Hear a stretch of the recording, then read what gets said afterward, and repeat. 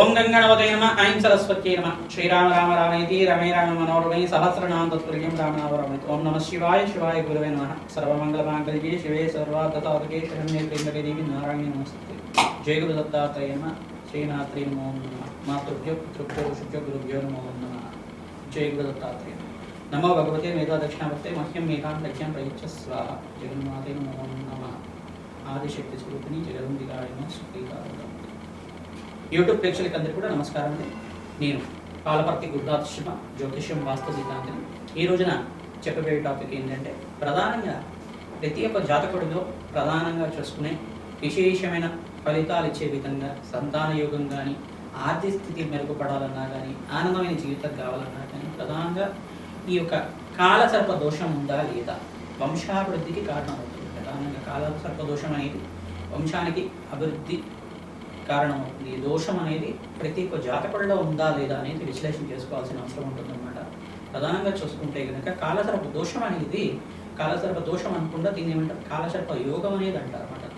దుర్యోగాల్లో యోగం అంటారు. ప్రధానంగా చూసుకుంటే కాలసర్ప దోషం ఏ రకంగా సంభవిస్తుంది అని చెప్పారంటే కనుక ఆగామి సూచిత సంచిత ప్రారబ్ధ కర్మల్లో అంతా కూడా దైవ ఆగామి సూచిత సంచిత ప్రారబ్ధ కర్మలు అని కర్మలు ఉంటాయి అన్నమాట.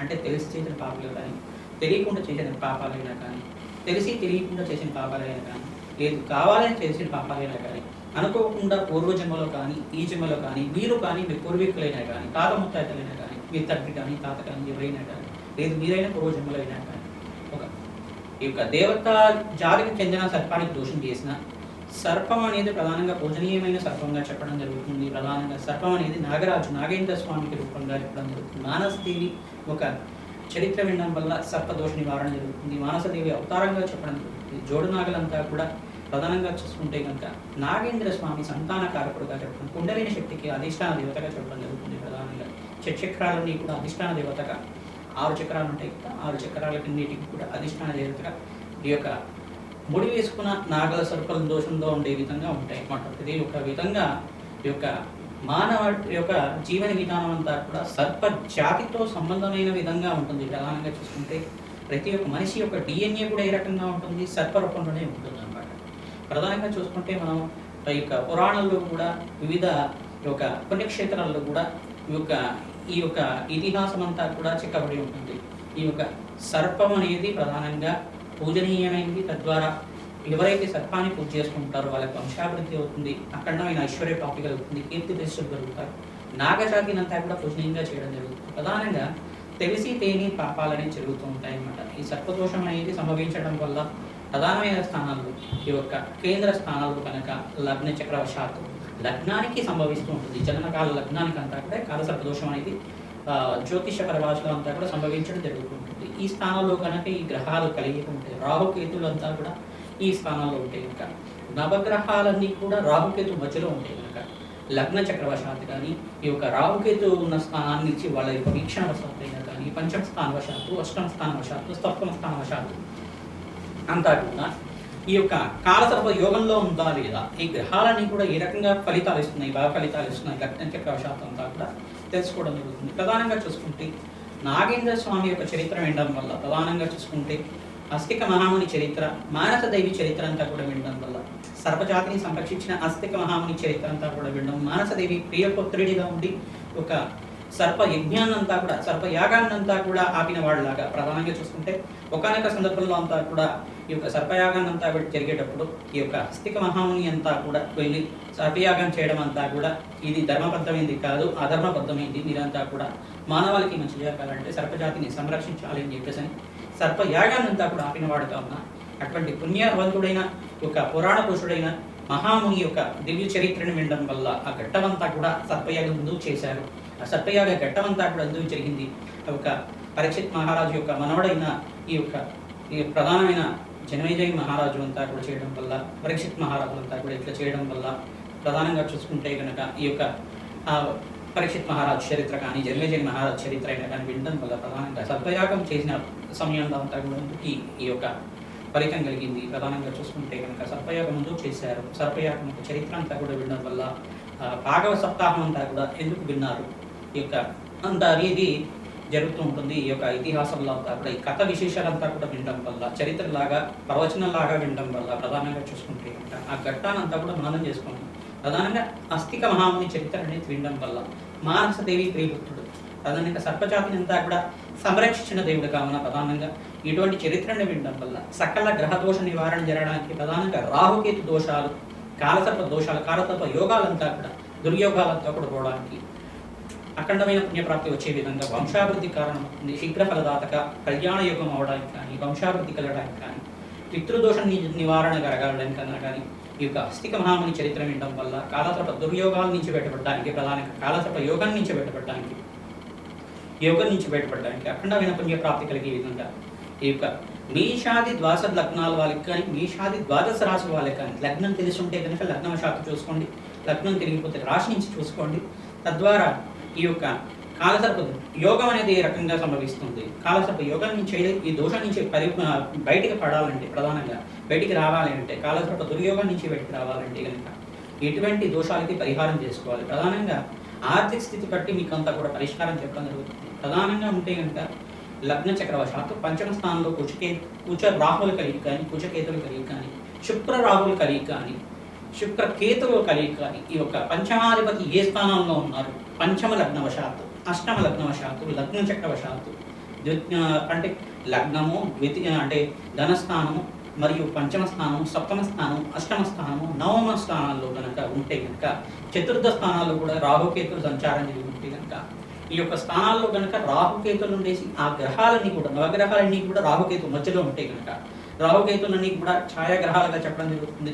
ప్రధానంగా ఇవన్నీ కూడా అపసవ్య దిశలో అంతా కూడా సంచారం చేస్తుంటాయి కనుక గోచారరీత్యా కానీ, రాశి చక్రవశాత్తు కానీ, లగ్న చక్రవశాత్తు కానీ జరుగుతూ ఉంటాయి కావున ఈ యొక్క భావాలంతా కూడా ఫలితాలు ఏ రకంగా ఉంటాయి, వాళ్ళు ఇచ్చే ఫలితాలంతా కూడా జాతకరీత్యా ఎటువంటి ప్రభావాలు చూపిస్తూ ఉంటాయి, దాని నుంచి బయటపడడానికి ఎటువంటి పరిష్కారాలు చేసుకోవాలంతా కూడా తెలుసుకుందాం. ప్రధానంగా సులభమైన పరిష్కారాలు చేసుకుంటూ ప్రధానమైన పరిష్కారం అంతా కూడా చేసుకోవడం వల్ల, సర్ప ప్రతిష్టనే చేయించుకోవడం వల్ల, సర్ప సుప్త పారాయణం అంతా కూడా వేద జ్యోతిష పండితులతో ఆరాధన చేసుకోవడం, ప్రధానమైన సుబ్రహ్మణ్య స్వామి ఆరాధన, ఆ కార్తికేయుడి యొక్క చరిత్ర వినడం వల్ల, స్కందోత్పత్తి అనే చరిత్ర అనేది ఉంటుందన్నమాట.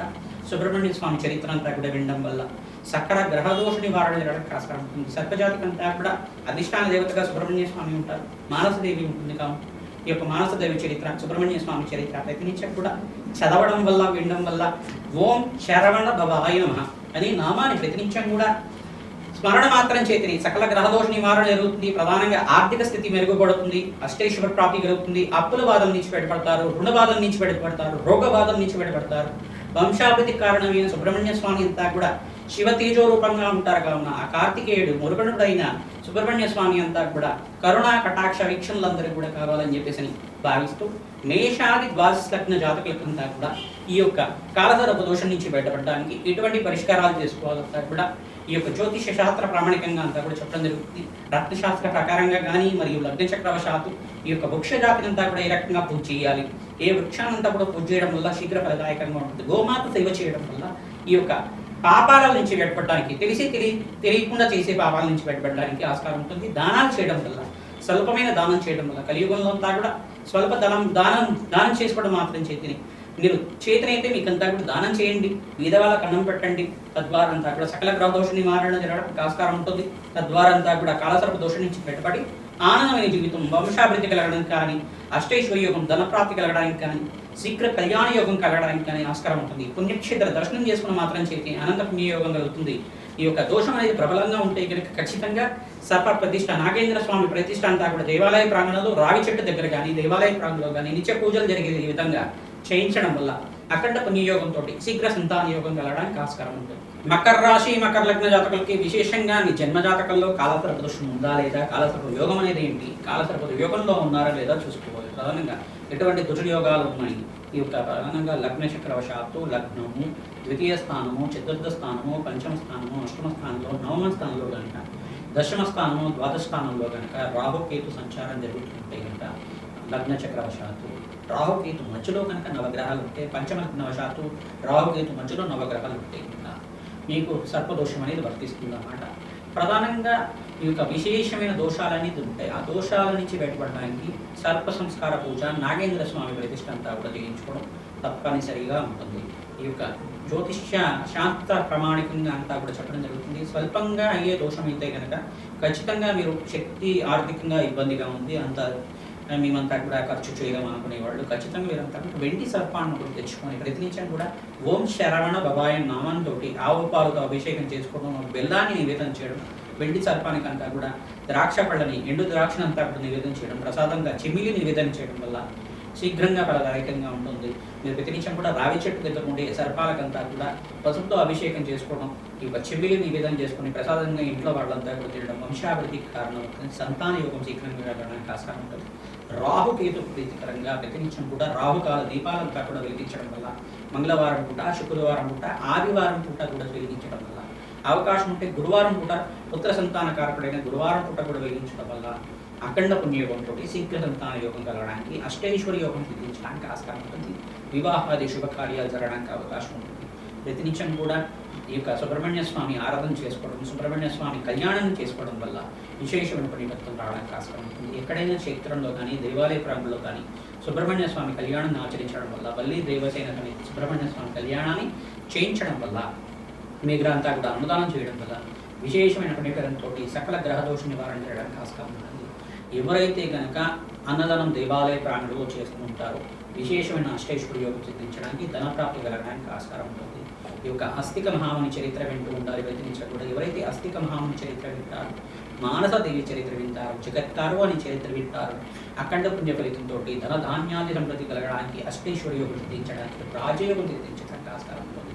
మీకు ప్రధానమైన దోషానికి పరిష్కారం ఏంటి? జ్యోతిష్యాన్ని అంతా కూడా ప్రధానంగా చూసుకోవడం వల్ల, జాతకరీత్యా జాతక పరిష్కారం అంతా కూడా ఆచరించడం వల్ల, జ్యోతిష పండితులతోటి మీ యొక్క జాతకాలం అంతా కూడా విశ్లేషణ చేసుకోవడం వల్ల విశేషమైన పుణ్యఫలంతో కార్యసిద్ధి కలగడానికి ఆస్కారం ఉంటుంది.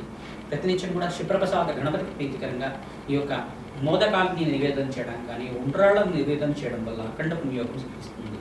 ప్రధానంగా మీరంతా కూడా మినువులు దానం చేసుకోవాలి. ఉలవలంతా కూడా నానబెట్టులంతా కూడా గోమాతకు సమర్పించడం శుభప్రదంగా ఉంటుంది. ప్రధానంగా చూసుకుంటే ఈ యొక్క మకర రాశి జాతకులు కానీ, మకర లగ్న జాతకులు కానీ విశేషంగా మీరంతా కూడా అన్నదానం చేయాలి. ఈ యొక్క శనీశ్వర ప్రీతికరంగా స్థిరలు దానం చేసుకోవడం, మరియు బృహస్పతి ప్రీతికరంగా శనగలు దానం చేసుకోవడం, శుక్రుడు ప్రీతికరంగా ఈ యొక్క బొబ్బర్లంతా కూడా నానబెట్టిన బొబ్బర్లంతా కూడా గోమాతకు సమర్పించుకోవడం వల్ల అష్టైశ్వర్యం సిద్ధిస్తుంది. శ్రీనాథ్.